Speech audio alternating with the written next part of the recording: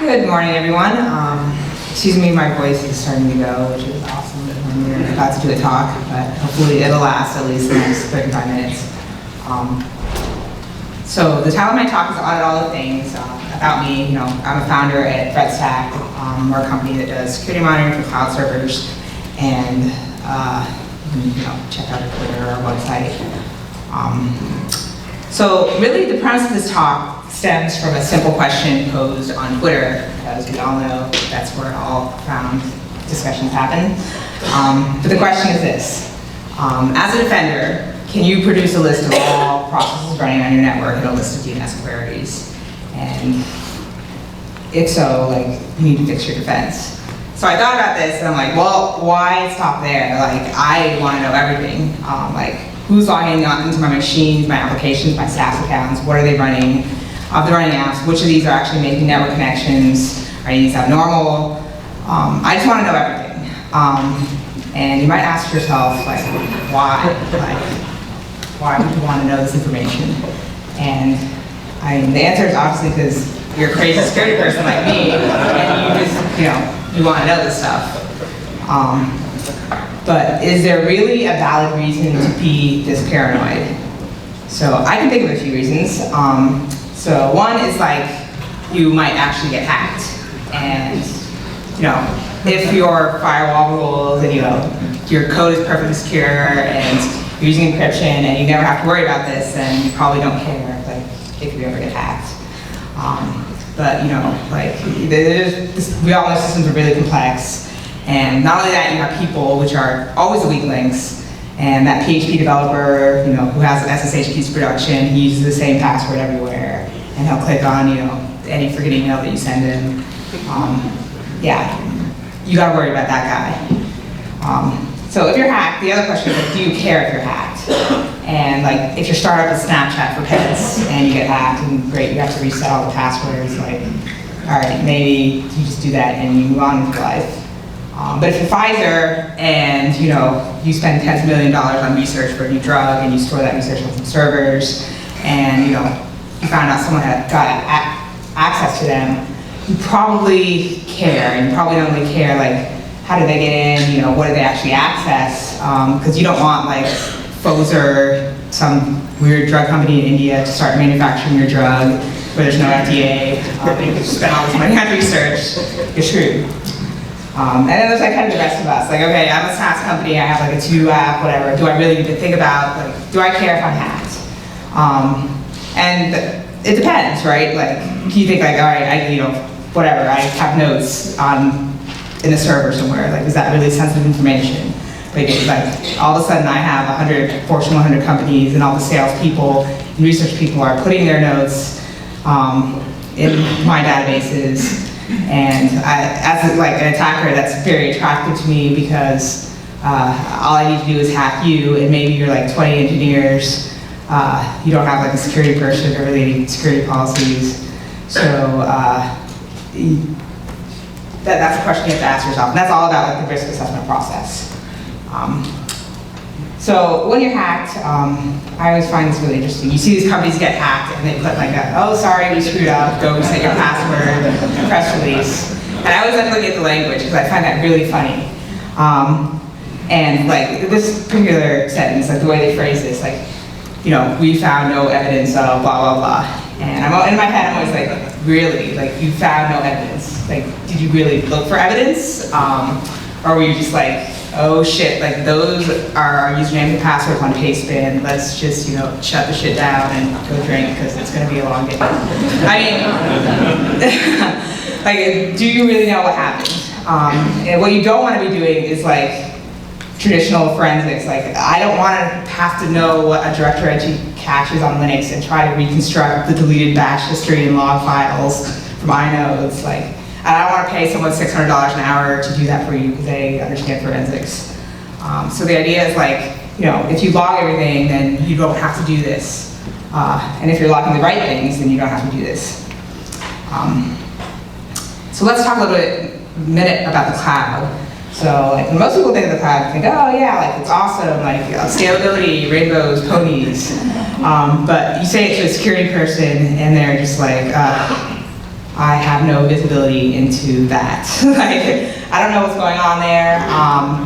You know, like, and part of it is because of this kind of old school network concept where you have this defined perimeter, which is like this hard shell and this soft GUI middle inside servers and machines, and that hard shell will protect you. And this is like already out of date, you know, because like really it looks like this. There's like all this crazy stuff just coming in and out. Like you really don't, like the shell is pointless. Especially in like a software-defined world and in like a infrastructure and service world, like maybe there is no entry point that you can put all your fancy firewalls, intrusion prevention systems. So you have to do something different. So the answer to that really is, you know, continuous security monitoring. I mean, people use different terms for it.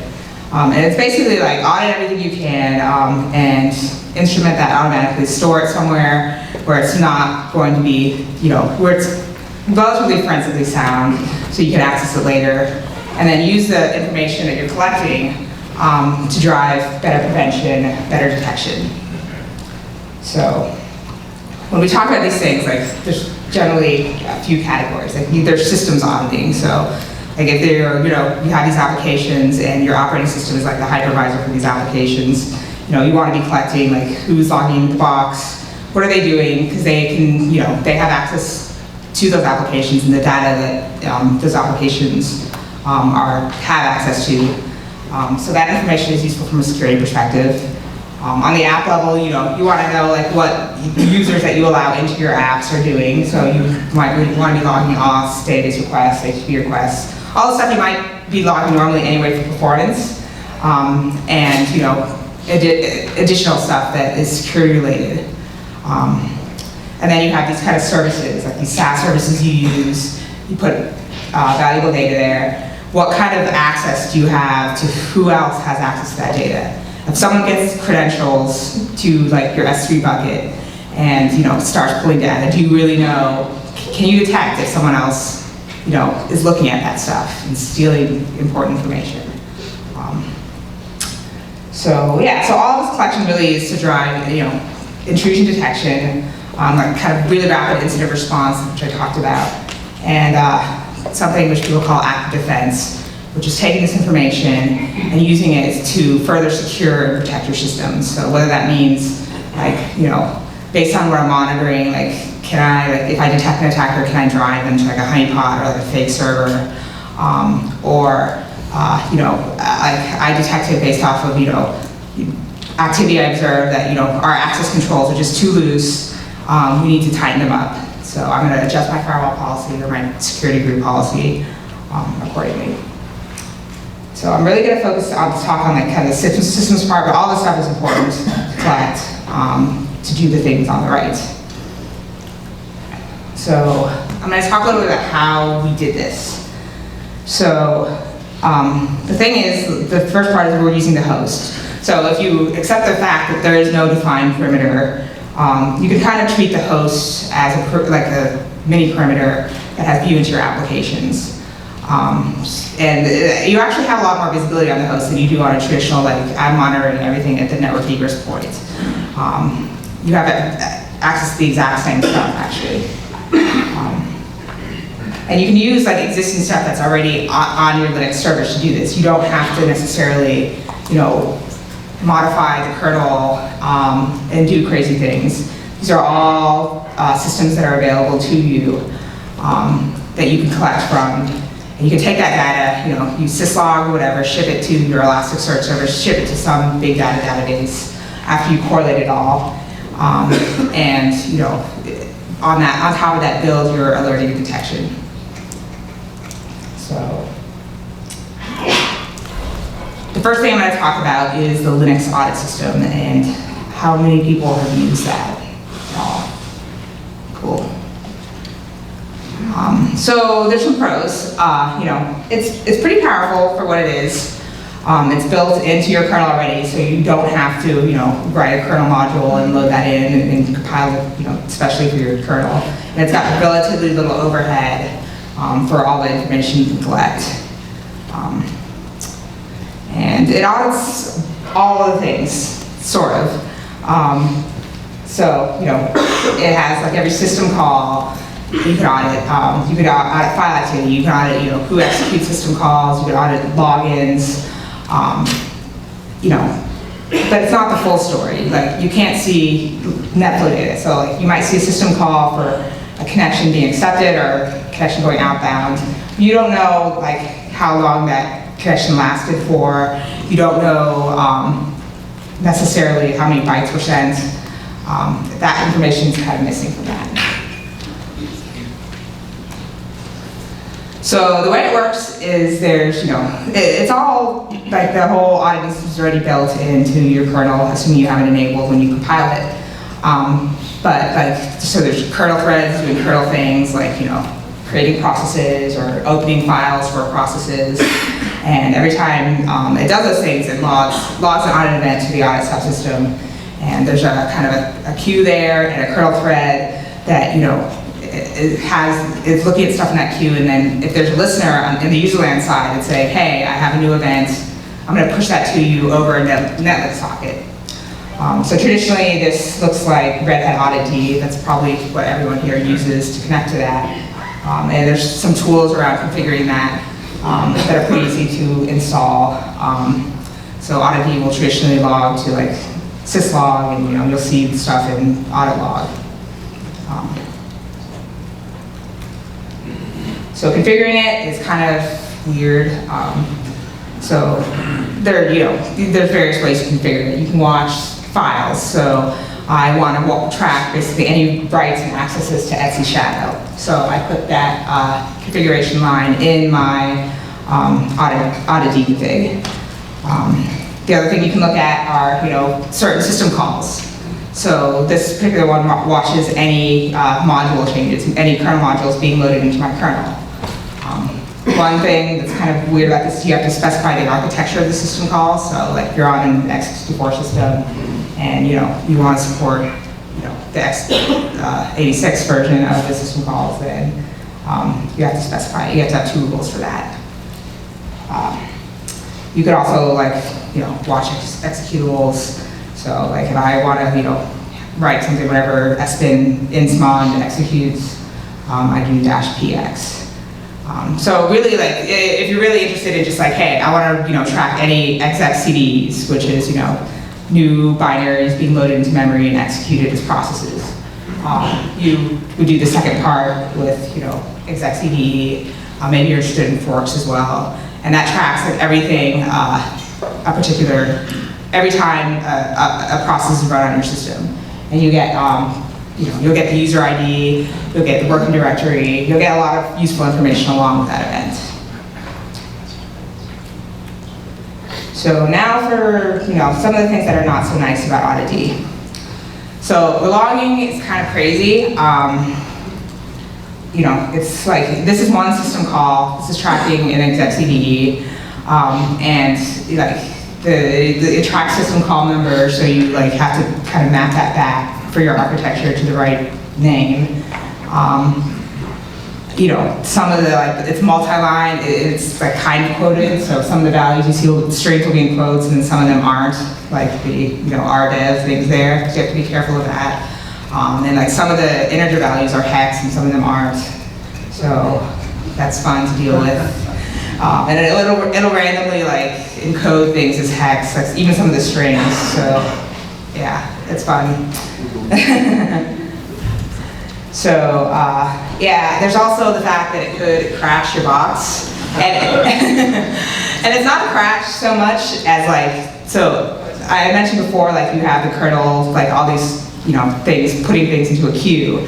Well, it fills up, there's a limit to how much that queue can hold, and then what happens is, if nothing's pulling stuff off of that queue, it will block. So this happens when your listener in user land doesn't exist, you enable the audit system and you don't have a listener there, or it's too slow to actually keep up with the amount of events that are coming in from the kernel. So enabling rate limiting is a good thing, because you don't want to crash your box.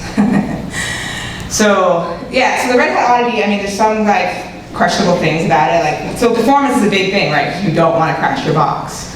And like, so some of the code does, like, you probably can't read this, but yeah, like it has two threads. Like one thread's pulling stuff from, you know, the kernel, and the other one is like theoretically pulling stuff off a queue and processing it. But when stuff comes off the kernel and gets put in the queue, the processing thread is like, hey, cool, I have something. I'm gonna pull it off the queue, but I'm gonna lock here, and basically, like nothing else can actually put stuff into the queue until I'm done processing. So you might as well just have one thread. Like, I don't know why they did this. Like, there's a fix in there. It's kind of weird. So the alternative is just to connect directly to the Netlink socket and write your own auto listener. And it's not too bad. You have to know C, but you know, that's a pain that a lot of us have to endure.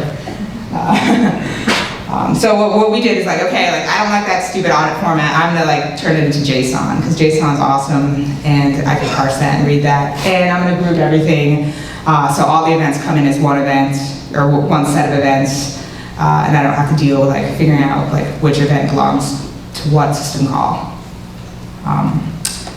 And also adding GUID, like why not? Because I want to be able to filter certain events. Like sometimes I get connection events and they don't I don't care about them because, you know, they're Unix domain sockets, and I just like, that's not something as a security person I'm really that interested in recording. Like I'm more interested in like kind of outbound connections.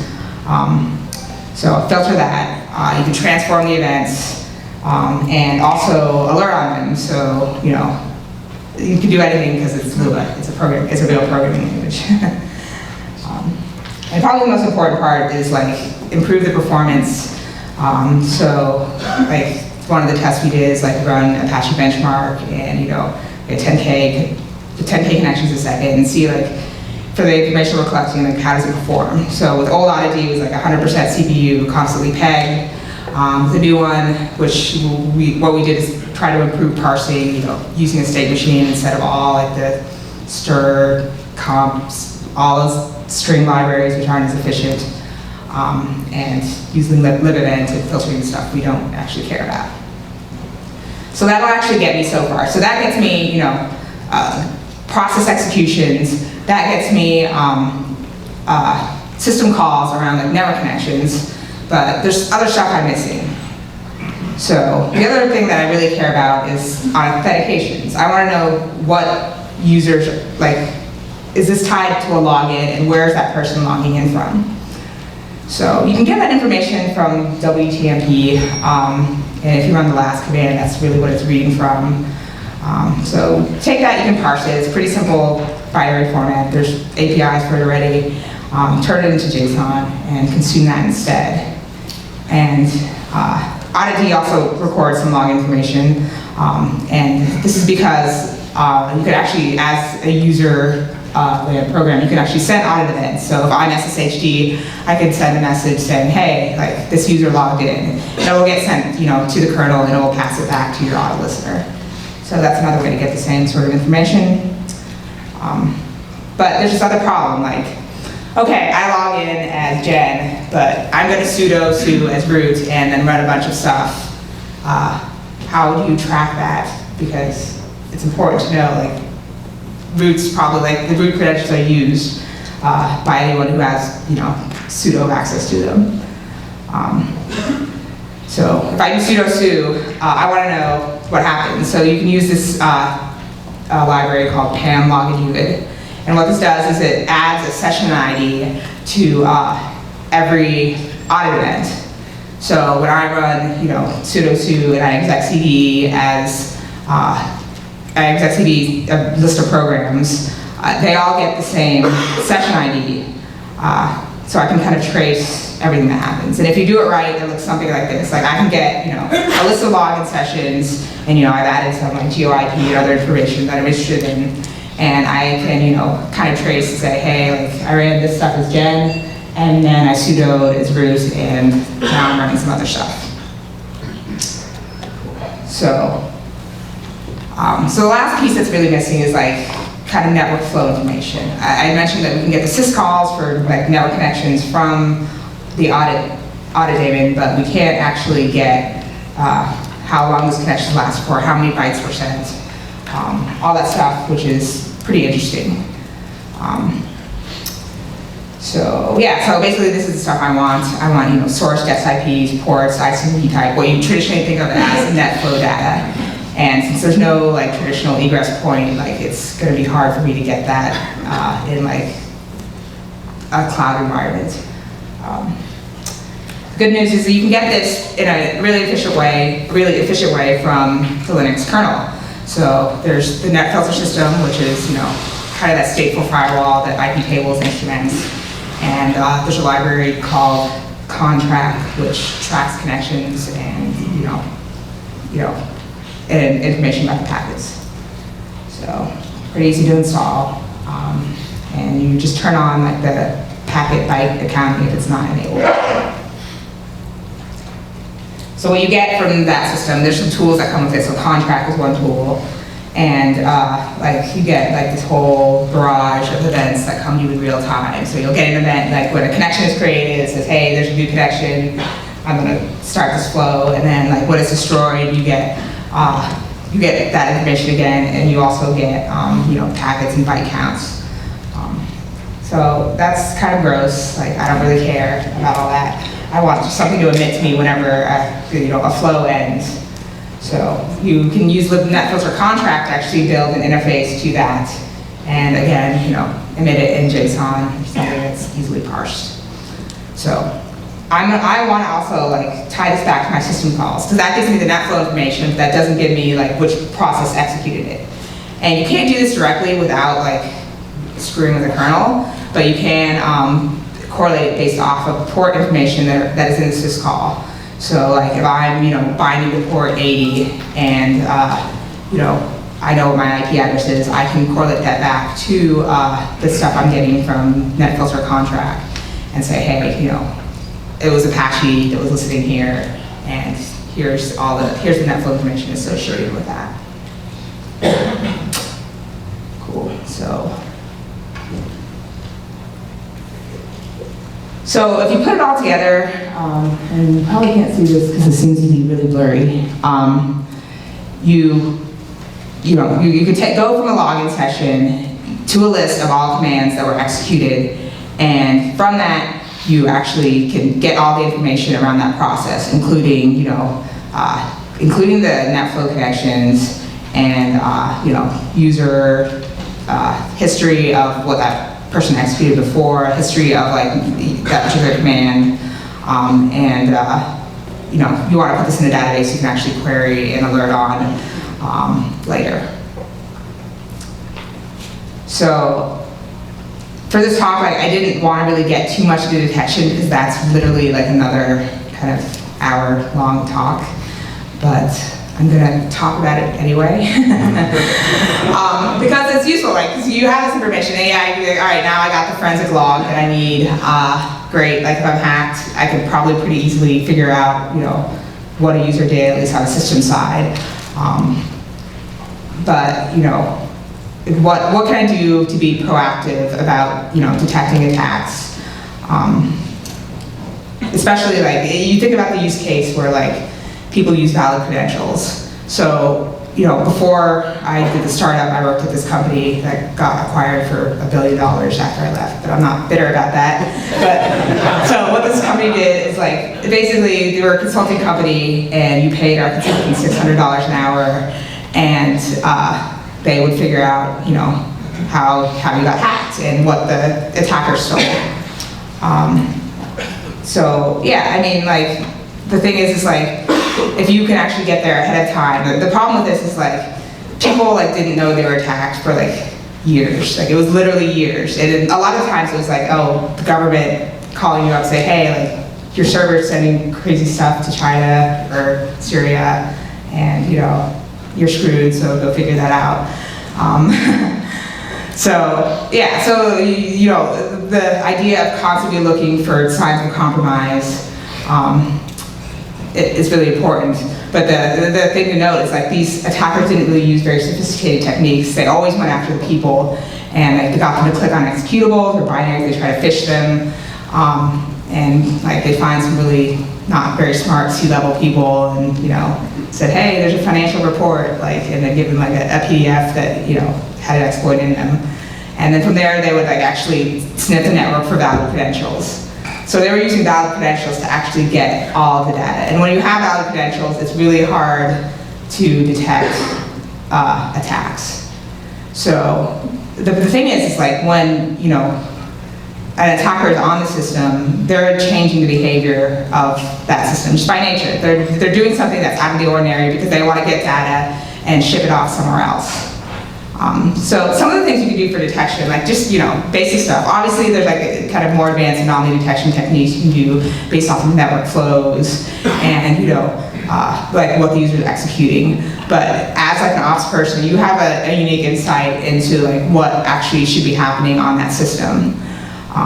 So like, is this guy or is this user account running commands that he shouldn't be? Like, why is anyone except the chef user, running GCC on a production system? Why is anything but dpackage or RPM copying binaries to my libraries or my user SBIN directory? And you can create simple rules that just alert on this stuff. Like why is this server which only accepts inbound connections making connections outbound, and why is the location like not any of my data centers? Why is it Ukraine? Like, so yeah, so there's that. So with this data, there are a lot of very powerful, and simple things that you can do to start looking for immediately. So with that said, now like going on to your stuff, you don't want to be caught and like have to do that press. We don't know. Like you want to be relatively, confident that what if an attacker gets in, you can respond to it quickly and you know what happened. So I guess with that, if there are any questions, I can answer them now. Yes? Do you have any suggestions for gathering those data in a no-track situation where you can't use contract? You can't use contract. You can use like, you could do like based off of PCAP, right? And you could probably do that pretty, like it depends on how busy that box is, right? Because packet captures are technically, they can be pretty heavy. Like if you're not doing like regular expressions, you're just actually capturing that flow data. You can construct it purely with PCAP, right? I mean, if you're in like a VPC and you have like a NAT box, maybe you can also see some stuff there, right? That's another option. But again, you have to always think about performance because you're really paying, like especially in in the cloud, you're paying for the performance of these boxes, and you can't use too much overhead for all your security monitoring, right? Question. So did they lose their ability to say, hey, we didn't find anything? And so it's okay, we were hacked? I mean, you can still, everyone's going to do that press release, right? But the thing is like, so there's certain legislation in play, and it depends on the industry you're in, that says, hey, you have to like kind of prove, what happened, right? You have to be able to say within 5 to 6 days, if you're in the healthcare industry, right? Like, I have to say, like, was customer data accessed, right? So if you have all those controls in place, it's really easy to do that. And I don't see hacking and like as a trend going down. Like right now, you see a lot of it's not. And the thing is, it's like so you see these big industries and like people stealing, people stealing intellectual property from these bigger companies. And you have these kind of advanced attacking groups. But the techniques they're using aren't advanced. They're using very basic techniques. So and the thing is, we all have as businesses intellectual property we want to protect. And if corporate espionage starts becoming a thing, and I could just hire some $10 an hour hacker in Eastern Europe to attack my competitor and get competitive data, and why wouldn't I do that? Obviously it's illegal, but there's no hacking laws like outside of the U.S. Like there's really no repercussions for you. So as the whole world becomes more globalized and business becomes globalized, it becomes a threat I think for everyone.